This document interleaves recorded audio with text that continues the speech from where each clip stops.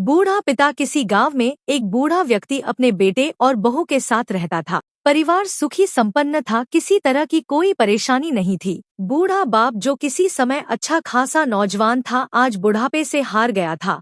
चलते समय लड़खड़ाता था, लाठी की जरूरत पड़ने लगी। चेहरा झुर्रियों से भर चुका था, बस अपना जीवन किसी तरह व्यतीत कर रहा था। घर में एक चीज अच्छी थी कि शाम को खाना खाते समय पूरा परिवार एक साथ टेबल पर बैठकर खाना खाता था। एक दिन ऐसे ही शाम को जब सारे लोग खाना खाने बैठे, बेटा ऑफिस से आया था, भूख ज्यादा थी सो जल्दी से खाना खाने बैठ गया और साथ में बहू और एक बेटा भी खाने लगे। बूढ़े हाथ जैसे ही थाली उठाने को हुए, थाली हाथ से छिटक गई, थोड़ी दाल टेबल पे गिर गई। बहू बेटे ने घृणा दृष्टि से पिता की ओर देखा और फिर से अपना खाने में लग गए। बूढ़े पिता ने जैसे ही अपने हिलते हाथों से खाना खाना शुरू किया तो खाना कभी कपड़ों पे गिरता, कभी जमीन पर।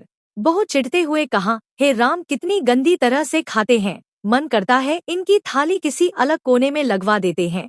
बेटे ने भी ऐसे सिर हिलाया जैसे पत्नी की बात से सहमत हो। बेटा यह सब मासूमियत से देख रहा था। अगले दिन पिता की थाली उस टेबल से हटाकर एक कोने में लगवा दी गई। पिता की डबडबाती आंखें सब कुछ देखते हुए भी कुछ बोल नहीं पा रही थी। बूढ़ा पिता रोज की तरह खाना खाने लगा।